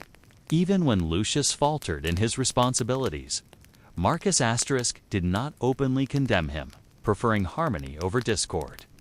His restraint kept Rome from fracturing at the top. Still, Marcus's reign was no peaceful meditation. From the start, crises pressed upon him.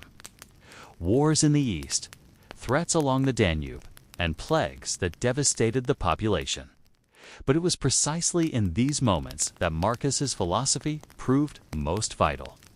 While others might have panicked or despaired, he returned again and again to the Stoic truths he had learned as a boy. That life is fleeting, that fortune is fickle, and that the only true possession a man has is the virtue of his own character. Thus began the paradox of Marcus Aurelius, a ruler who was at once warrior and philosopher, forced to wield the sword while forever searching for inner peace. The reign of Marcus Aurelius, though remembered for philosophy, was consumed by war. The empire's vast borders were constantly tested. And Marcus, whether he desired it or not, became as much a general as a thinker. Almost immediately after taking power, the Parthian Empire struck in the east, threatening Rome's provinces, while Marcus remained in Rome to stabilize government. His co-emperor Lucius Verus led the campaign, supported by seasoned generals. The war was long and brutal, but ultimately Rome triumphed, pushing back Parthian advances and reaffirming control. Victory, however, brought new troubles. Soldiers returning from the east carried with them a mysterious plague, likely smallpox, that swept through the empire, killing millions. It devastated towns, farms, and legions alike. For Marcus, this was not just a logistical crisis, but a test of his philosophy. He could not prevent death from striking his people, but he could remain calm, fair, and unshaken in the face of tragedy. Even as Rome reeled from disease, new dangers erupted along the northern frontier. Germanic tribes, emboldened by Rome's weakness, poured across the Danube. The Marimoni, Quadi, and other tribes threatened to break into Italy itself, a danger not seen since the days of the early Republic. Marcus had no choice. He left the comfort of Rome and took personal command of the legions. For much of his reign, he lived not in marble palaces, but in military camps along the frontier. There he endured the same hardships as his soldiers: cold winters, poor food, and the constant uncertainty of battle. Far from resenting this, Marcus embraced it as a stoic exercise. He saw war as another arena in which to practice virtue, patience, courage, and justice. He rewarded discipline, punished corruption, and led by example. His troops admired him for his fairness. Even when campaigns dragged on year after year, the frontier wars became the defining struggle of his reign. Though victories came, they were hard-won, and peace was always temporary. Yet Marcus never abandoned his sense of duty. He saw himself not as a conqueror, but as a guardian, holding the line so that Rome could endure. For an emperor who preferred books to battlefields, the irony was stark. Marcus Aurelius, the philosopher, became Marcus Aurelius, the warrior. And yet, in the clash of swords and the smoke of campfires, he found the very stage on which his stoic ideals would be tested most severely. Amid the clamor of war, Marcus Aurelius created his most enduring legacy, not in marble, but in words. In the freezing camps along the Danube between battles against Germanic tribes, he wrote what would later be called the Meditations. These private notes, penned in Greek, were never meant for public eyes. They were reminders to himself, exercises in clarity, and anchors of philosophy in the storm of leadership. The Meditations are not polished essays or political proclamations. They are raw, almost intimate reflections, little notebooks for the soul, as some have called them. In them, Marcus wrestled with questions that remain universal. How should a man face death? How can one act justly when surrounded by corruption? How does one endure suffering without bitterness? His answers always circled back to Stoicism. Accept what you cannot change. Control your mind. Act with virtue and remember that all things are fleeting. What makes the Meditations so remarkable is the context. These were not the musings of a scholar in a library, but the thoughts of an emperor burdened by plague, rebellion, and war. He could have drowned in despair or grasped for luxury to escape reality. Instead, he turned inward, using philosophy not as ornament, but as survival. The Meditations became his shield against anger, fear, and hopelessness. Passages reveal his constant struggle against ego. Do not waste time arguing what a good man should be. Be one, he wrote. For a ruler with absolute power, this was more than rhetoric. It was discipline. He reminded himself daily not to be corrupted by praise, not to be hardened by cruelty, and not to forget that emperors like peasants are dust in the end. Ironically, the words he never intended to publish outlived every decree he issued. The Meditations traveled through time, copied, translated, and cherished by generations seeking wisdom. Soldiers, monks, philosophers, and even modern leaders have found guidance in Marcus's quiet notes. On the frontier, by the flicker of lamplight in a tent, Marcus Aurelius was both emperor and student, ruler of men, yet servant of philosophy. The empire he guarded would eventually fall, but his Meditations endure, offering humanity a timeless reminder that true strength is not in conquest or crowns, but in mastering oneself. Behind the emperor's calm, stoic mask lay a life marked by personal trials. Marcus Aurelius married Fina the Younger, daughter of Antoninus Pius, soon after being named heir. Their marriage bound him firmly to the imperial family, but it also brought both joy and heartache. Together, they had at least 13 children. Yet, in an age of high infant mortality, many did not survive into adulthood. Each death cut deeply into Marcus's heart, testing his stoic resolve. His writings and meditations often remind himself to accept death as part of nature's cycle. But behind those words was the grief of a father burying his own children. Fina herself was a controversial figure. Ancient sources alternately praise her loyalty and accuse her of infidelity.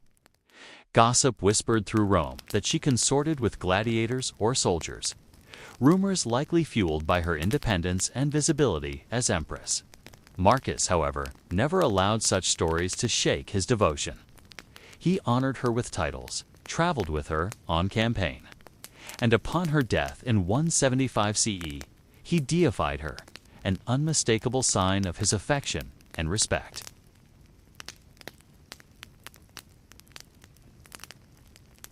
Whatever others said to Marcus, she remained his steadfast partner. Family burdens extended beyond his immediate household. As emperor, he was responsible for securing the succession of Rome itself. Among his surviving children, one stood out, Commodus. Marcus placed enormous hope in preparing his son for leadership. Yet, even during Commodus' youth, there were signs of a different temperament, restless, indulgent, and prone to excess. Marcus, the philosopher king, must have sensed the uneasy contrast, but duty required him to look ahead and secure continuity. His choice to name Commodus as heir would become one of the most debated decisions of his reign, casting a shadow over his legacy. Personal struggles also included the crushing loneliness of command. Marcus often wrote of the need to rise above bitterness, to forgive, and to endure without complaint. But his philosophy was not detachment from humanity. It was an effort to remain humane despite grief, betrayal, and the harsh realities of rule. His family life with its joys and its sorrows reminded him daily of the stoic truth he cherished most, that nothing is permanent, not even the bonds of blood. Thus, even as he governed the largest empire on earth, Marcus Aurelius remained a man acquainted with loss, love, and the constant challenge of balancing duty with the fragile intimacies of family.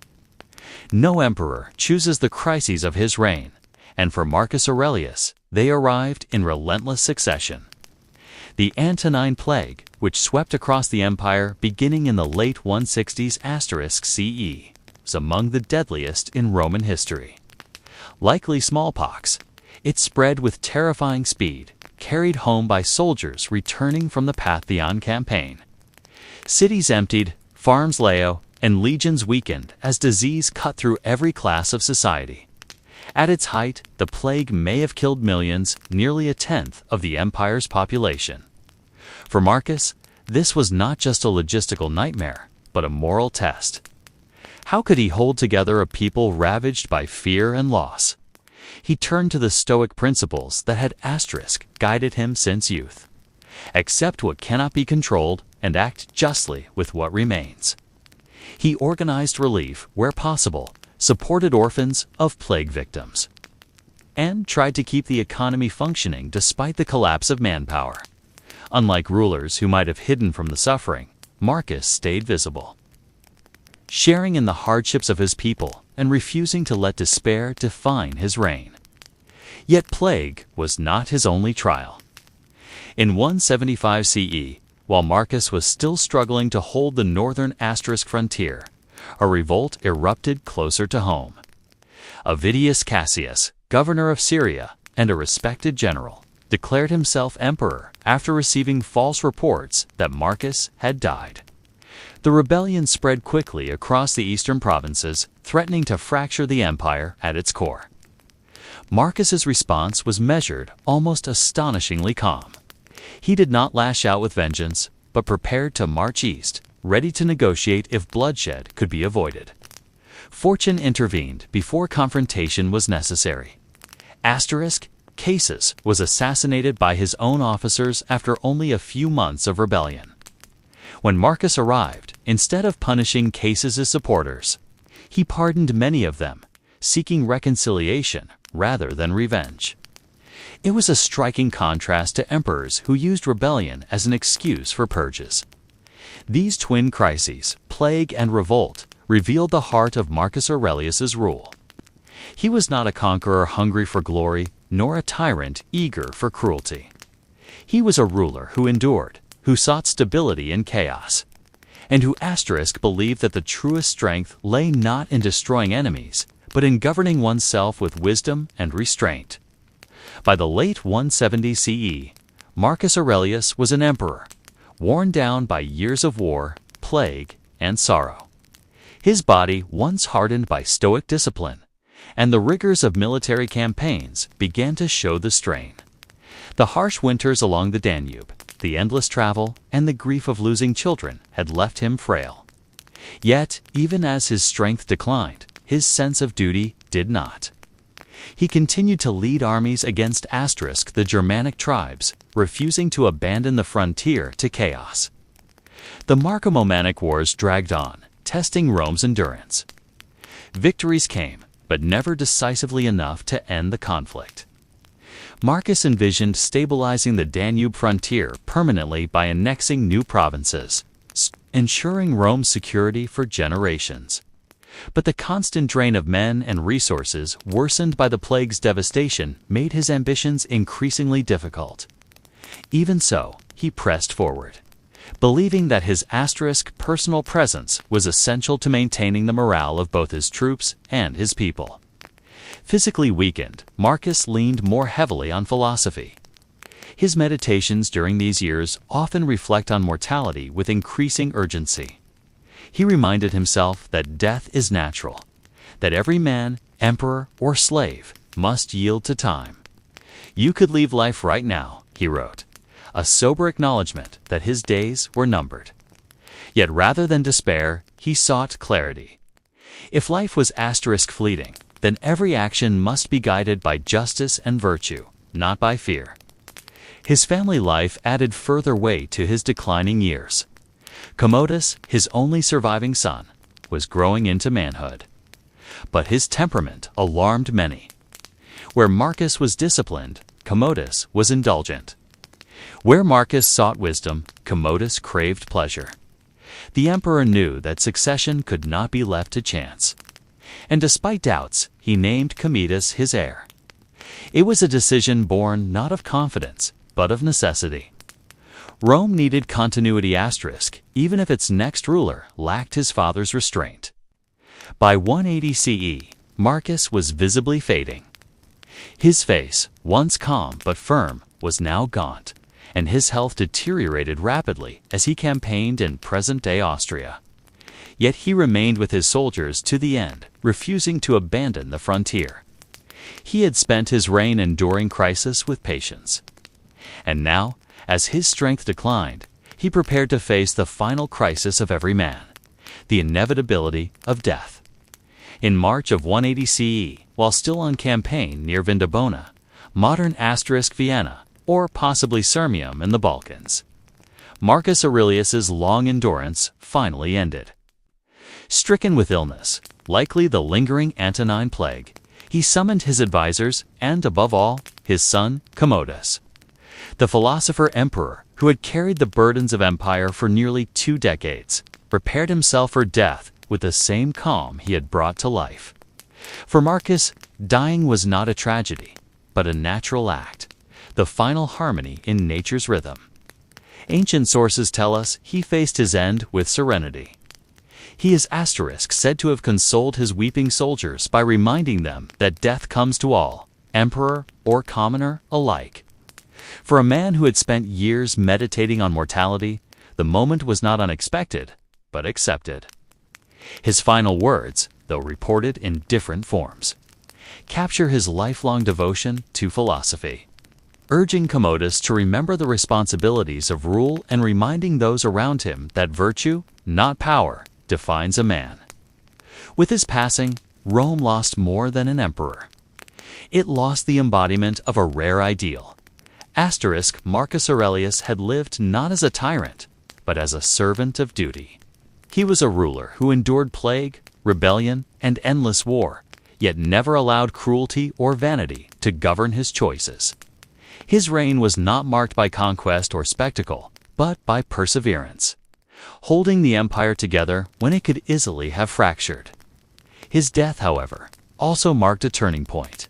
Commodus, his only surviving son, inherited the throne, and his rule would prove disastrous. Self-indulgent, erratic, and cruel, Commodus dismantled much of what his father had preserved. Many historians see Marcus's greatest failure in naming Commodus as heir. Yet even this reflects the constraints of Roman politics. The dynasty required continuity, and Marcus, weakened and weary, chose stability over risk. Still, his personal legacy far outlived the empire's political decline. His meditations survived through centuries, inspiring monks, scholars, soldiers, and modern thinkers alike. In those quiet words, scribbled in tents and on asterisk campaigns, the true Marcus lives on, not as emperor, but as a man searching for wisdom in a chaotic world. Marcus Aurelius's life reminds us that leadership is not measured in glory, but in resilience, and that even in the most brutal of times, one can live with calm, compassion, and inner peace. The warrior emperor died, but the philosopher endures.